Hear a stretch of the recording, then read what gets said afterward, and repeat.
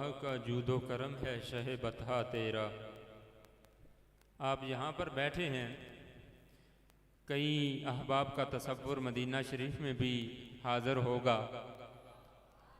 آپ یہ ذرا سوچیں کہ ابھی یہاں ہم بیٹھ کر یہ نعت شریف سن رہے تھے تو ایک عجیب کیفیت تھی، ایک عجیب سوز تھا۔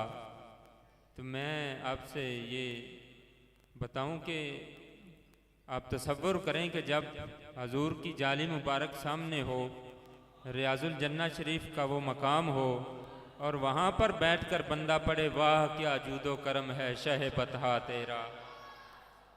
اور یہ کیفیت الحمدللہ بندہ نچیز کو یہ سعادت حاصل ہوئی۔ اللہ رب العزت آپ سب کو بھی یہ سعادت نصیب فرمائے۔ اور پھر بندہ پڑھتا ہے وہاں پر جا کر، اور پھر پتہ چلتا ہے کہ واہ کیا جود و کرم ہے شہ بطحا تیرا، نہیں سنتا ہی نہیں مانگنے والا تیرا۔ حقیقت میں نہیں سنتا، اور وہ نہیں کہتے بھی نہیں، ان کے لبوں پر نہیں آتا ہی نہیں، کیونکہ رب نے ان کو تمام خزانوں کا مالک و مختار بنا دیا ہے۔ اپنے ایوان سے دوسرے مقرر کو دعوت سخن دینے جا رہا ہوں۔ جناب محترم مولانا محمد عاطف رضا صاحب وہ تشریف لاتے ہیں اور اپنے موضوع کی مناسبت سے گفتگو کرتے ہیں۔ آپ کی آمد سے پہلے پرجوش نعرہ لگائیں، نعرہ تکبیر، نعرہ رسالت، نعرہ تحقیق، عظمت و شان مصطفیٰ، آستانہ عالیہ حضرت کیلیں والا شریف، جامعہ مدینہ العلم۔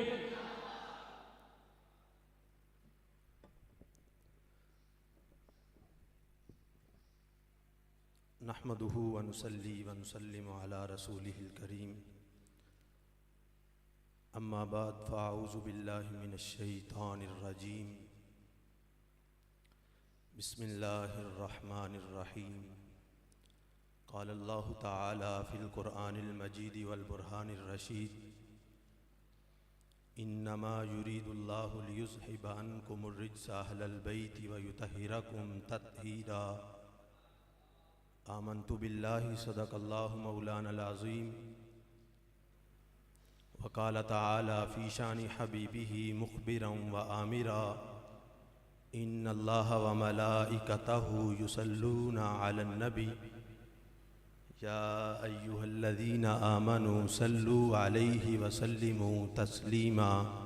بآواز بلند محبت کے ساتھ روشی پڑھ لیجئے، الصلاۃ والسلام علیک یا سیدی یا رسول اللہ، وعلی آلک واصحابک یا سیدی یا حبیب اللہ، الصلاۃ والسلام علیک یا خاتم النبیین، وعلی آلک واصحابک یا شفیع المذنبین۔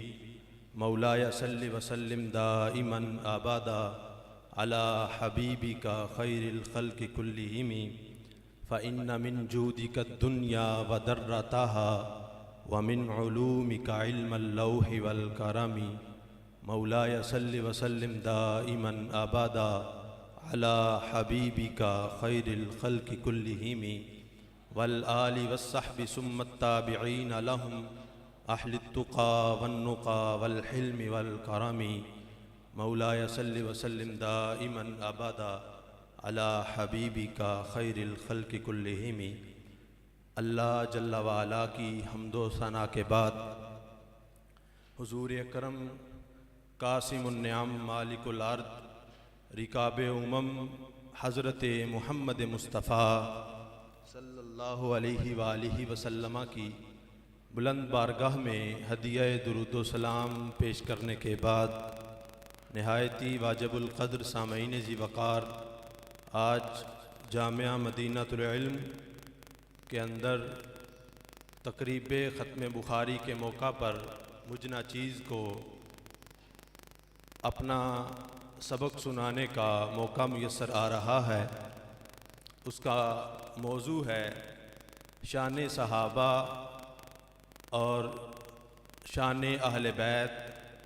اللہ تعالیٰ کی بارگاہ میں دعا ہے خلاق عالم آج کی ہماری حاضری کو اپنی بلند بارگاہ میں شرف قبولیت عطا فرمائے، اور اللہ تعالی ہم سب کو دین متین کے ساتھ مخلص رہنے کی توفیق عطا فرمائے۔ احباب ذی وقار، قرآن مقدس کے اندر اللہ جل وعلا نے مصطفیٰ کریم صلی اللہ علیہ وسلم کی شانوں کو بیان فرمایا۔ کہیں اللہ تعالیٰ نے مصطفیٰ کریم صلی اللہ علیہ وسلم کی شان کو بیان کرتے ہوئے ارشاد فرمایا کہ وما ارسلناک الا رحمتا للعالمین۔ کہیں خلاق عالم نے ارشاد فرمایا قل ان کنتم تحبون اللہ فاتبعونی یحببکم اللہ۔ کہیں اللہ تعالیٰ نے ارشاد فرمایا لقد من اللہ علی المؤمنین اذ بعث فیہم رسولا۔ الغرض اللہ تعالیٰ نے قرآن مقدس کے اندر اول تا آخر سارے کے سارے قرآن میں میرے محبوب علیہ السلام کی شانوں کے تذکروں کو بیان فرمایا، اور اس کے ساتھ ساتھ جس نے بھی مصطفیٰ کریم صلی اللہ علیہ وسلم کے دامن کو مضبوطی سے پکڑ لیا، مصطفیٰ کریم صلی اللہ علیہ وسلم کو دل و جان سے مانا، اللہ کی وحدانیت کا اقرار کیا، نبی اکرم صلی اللہ علیہ وسلم کی رسالت مآبا کو دل و جان سے تسلیم کیا، قرآن مقدس کے اندر اللہ نے اس کی شان کو بھی بیان فرمایا۔ چاہے وہ مصطفیٰ کریم صلی اللہ علیہ وسلم کے صحابہ ہوں، چاہے اہل بیت پاک ہوں، جو بھی ہوں، جنہوں نے مصطفیٰ کے دامن کو مضبوطی سے پکڑ لیا، اللہ نے قرآن مقدس کے اندر ان کی شانوں کو بیان فرمایا۔ اور آج کے اس پرفتن دور کے اندر جہاں ہر روز بلکہ دن کے اندر کئی فتنے پیدا ہوتے ہیں، وہاں کچھ فتنے ایسے ہیں جو افضلیت سیدنا صدیق اکبر کا انکار کیا جاتا ہے، اور نعوذ باللہ حضرت امیر معاویہ رضی اللہ تعالیٰ عنہ آپ کی شان میں سب و شتم کیا جاتا ہے۔ تو ساتھ ساتھ کچھ اختلافات اور کچھ فتنے ایسے بھی ہیں کہ جو نعوذ باللہ صحابہ اور جو اہل بیت پاک کے درمیان کے تعلقات ہیں، لوگ ان کو کہتے ہیں کہ ان کے درمیان بہت جھگڑا تھا، برے اختلافات تھے، حالانکہ اصل کے ساتھ اس کا کوئی تعلق نہیں، بلکہ صحابہ جتنے بھی مصطفیٰ کریم صلی اللہ علیہ وسلم کے صحابہ ہیں یا اہل بیت پاک ہیں، ان کے جو تعلقات ہیں وہ کیا ہیں؟ حضرت امام زین العابدین رضی اللہ تعالیٰ عنہ، آپ سے روایت ہے کہ آپ کے پاس ایک بندہ آیا اور آ کر کہنے لگا کہ اخبرنی عن ابی بکر، کہ امام زین العابدین ہمیں ابو بکر کے بارے میں بتلائیں۔ اب حضرت امام زین العابدین نے جب اس کا سوال سنا کہ یہ حضرت ابو بکر کو صدیق اکبر کہہ کر نہیں پکار رہا بلکہ ان کے نام کے ساتھ پکار رہا ہے، حضرت امام زین العابدین جان گئے اس کے سینے میں بغض صدیق اکبر ہے، بغض صدیق اکبر سے اس کا سینہ بھرا ہوا ہے۔ آگے سے حضرت امام زین العابدین نے فرمایا انس صدیق، میں تجھے صدیق کے بارے میں بتلاؤں؟ پھر وہ بندہ کہنے لگا کہ تسمی صدیق، اے امام زین العابدین میں تو سمجھتا تھا کہ آپ کے پاس آؤں گا میرا سوال حل ہو جائے گا، ہم بھی بغض صدیق اکبر لیے ہوئے ہیں، اور شاید اہل بیت پاک کے جو افراد ہیں ان کے سینے کے اندر بھی بغض صدیق اکبر ہو، بغض صحابہ ہو، لیکن امام زین العابدین نے جو تاریخی جملے بولے، فرمایا ساکیلت کا امو کا، وہ تیری ماں تجھے روئے، ہم اہل بیت پاک کا صحابہ کے ساتھ اتنا محبتوں والا تعلق ہے، اتنا پیار والا تعلق ہے، یہ محبتیں یہ پیار صرف نسبت رسول پاک کی وجہ سے ہے۔ وہ صحابہ ہوں یا اہل بیت ہوں، ان کے درمیان کے اتنے حسین تعلقات ہیں۔ اب اتنی بات جب کہی کہ ساکلت کا امو کا، آگے سے فرمایا کہ میں ان کو ابو بکر کو صدیق کہہ کر کیوں نہ پکاروں، جب خود اللہ نے ان کو صدیق کہہ کر پکارا ہے، جب نبی اکرم نے ان کو صدیق کہہ کر پکارا ہے، مہاجرین نے ان کو صدیق کہہ کر پکارا ہے، انصاراء نے ان کو صدیق کہہ کر پکارا ہے، تو امام زین العابدین بھی انہیں صدیق کہہ کر پکارا۔ اور امام بوصیری نے بھی پھر کیا کہا؟ امام بوصیری نے کہا کہ وَالصِّدْقُ فِي الْغَارِ وَالصِّدِّيقُ لَمْ يَرِمَا وَهُمْ يَقُولُونَ مَا بِالْغَارِ مِنْ عَارِمِ۔ اب امام بوصیری بھی حضرت ابو بکر کو ابو بکر کہہ سکتے تھے، لیکن محبتوں کا انداز یہ نہیں ہے، محبتوں اور پیار کا انداز یہ ہے کہ जनाब अबू बकर को सिद्दीक अकबर कहकर पुकारा। और इमाम ज़ैनुल आबिदीन ने फिर आगे से उसका क्या कहा, फरमाया इज़हब फ़अहिब्ब अबा बकर व उमर, उठ चला जा, पहले अपने सीने में सिद्दीक अकबर की, हजरत उमर फारूक रज़ी अल्लाह तआला अन्हुमा की मोहब्बत को लेकर आ, फिर अहले बात पाक की बारगाह में। और इसी तरह हजरत इमाम जाफर सादिक अलैहिर्रहमा, आपसे एक रिवायत है, आपसे पूछा गया कि हल कान अहदुम मिन अहलिल बैत यसुब्बु अबा बकर व उमर, ऐ इमाम जाफर आप हमें बतलाएं कि क्या कोई अहले बातें पाक में से कोई एक भी ऐसा फर्द है कि जो सहाबा के साथ सबको शतम कहता हो, सहाबा को नाउज़ बिल्लाह बुरा भला कहता हो, कोई एक भी ऐसा फर्द है? इमाम ज़ैनुल आबिदीन ने कहा क़ाल माअज़ल्लाह बल यतवल्लौनहुमा व यस्तगफिरून लहुमा व यतरहमून अलैहिमा।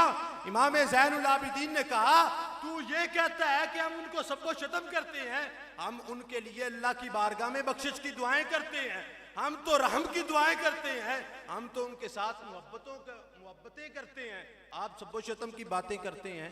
तो इसी तरह असहाबे रसूल और अहले बैत ने भी हैं, इनके दरमियान के जो ताल्लुकात हैं वो मोहब्बतों की बिना पर थे, वो उनके दरमियान आपस में उल्फतें थी। आज के दौर में ये कहा जाता है कि सहाबा अहले बैत पाक इनके दरमियान ताल्लुक बुरे थे, नाउज़, हालांकि असल के साथ इसका कोई ताल्लुक नहीं। हजरत मौला मुर्तज़ा शेर खुदा रज़ी अल्लाह तआला अन्हु, आपके पास एक बंदा आया और आकर कहने लगा नस्मउ का तक़ूल फिल खुतबती अल्लाहुम्मा अस्लिहना बिमा अस्लहता बिल खुलफार राशिदीन अल महदीयीन। ऐ अली मुर्तज़ा, आप जब भी अपना खुतबा बयान फरमाते हैं तो उस खुतबे के अंदर आप ये दुआ करते हैं कि अल्लाह जैसी तूने खुलफाए राशिदीन की इस्लाह फरमाई, अल्लाह ऐसी हमारी भी इस्लाह फरमा। फमन हुम, वो खुलफाए राशिदीन हैं कौन? जिनकी इस्लाह जैसी अल्लाह की बारगाह में दुआएं मांगते हो, वो खुलफाए राशिदीन कौन है? फग़रौ रकत आइना, हजरत अली मुर्तज़ा की आंखों से आंसू जारी हो गए, आप रोने लग पड़े कि तुझे उनका नहीं पता, सहाबा का नहीं पता। फरमाया हुम हबीबा या अबू बकर व उमर, फरमाया वो दोनों मेरे महबूब हैं, वो जनाब हजरत अबू बकर सिद्दीक, जनाब हजरत उमर फारूक रज़ी अल्लाह तआला अन्हुमा, वो मेरे महबूब हैं, इमाम अल हुदा व शेख अल इस्लाम।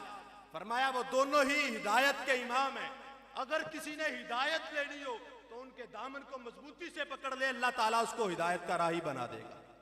और आगे इरशाद फरमाया इमाम अल हुदा व शेख अल इस्लाम व रजुला कुरैश अल मुक्तदा बिहिमा बाद रसूलिल्लाह। फरमाया कि नबी अकरम सल्लल्लाहु अलैहि वसल्लम की ज़ाहिरी जिंदगी के पर्दा फरमा जाने के बाद जिनकी इत्तिबा की जाती, जिनको अपना आका व मौला रहबर माना जाता, वो ये जनाब शेखैन थे, इनको सब कुछ माना जाता। और आगे इरशाद फरमाया मन तबिया आतारहुमा हुदन इलस सिरातिल मुस्तकीम मन इक्तदा बिहिमा फक़द आसमा। जिन्होंने इनके दामन को मजबूती से पकड़ लिया, जिन्होंने इनकी मोहब्बत को अपने सीने में जगह दी, अल्लाह ताला उनको सिराते मुस्तकीम पर चला देगा। तो अल्लाह ताला की बारगाह में दुआ है अल्लाह के आलम आज की हमारी हाज़िरी को अपनी बुलंद बारगाह में शर्फ़ कबूलियत अता फरमाए और हम सब को सहाबा का, अहले बैत पाक का दिलो जान से अदब और एहतराम करने की तौफ़ीक अता फरमाए, आमीन। और नबी अकरम सल्लल्लाहु अलैहि वसल्लम के साथ पक्की और सच्ची मोहब्बत करने की और फिर उस मोहब्बत का इजहार करने की भी तौफ़ीक अता फरमाए, आमीन। वाखिरु दावाया अनिल हम्दुलिल्लाह। आले सुन्नत का है बेड़ा